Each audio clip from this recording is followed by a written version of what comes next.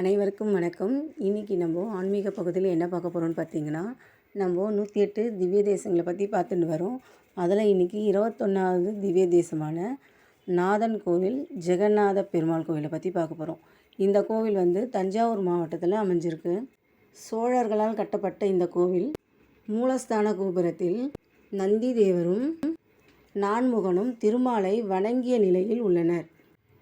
இத்தலத்தை திருமங்கை ஆழ்வார் மங்களாசாசனம் செய்துள்ளார். மூலவர் ஜெகநாதர் விண்ணகர பெருமாள், உற்சவர் ஜெகநாதர், தாயார் ஷண்பகவல்லி, தலவிருஷம் ஷண்பக மரம், தீர்த்தம் நந்தி புஷ்ணகர்ணி தீர்த்தம். ஸ்தல வரலாறு. திருப்பார்கடலில் திருமகள் எப்போதும் திருமாலின் பாதத்தில் அருகே இருந்து சேவை சாதிப்பது வழக்கம். அவளுக்கு ஒரு நாள் திருமாலின் திருமார்பில் இடம் பிடிக்க வேண்டும் என்று ஓர் எண்ணம் எழுந்தது.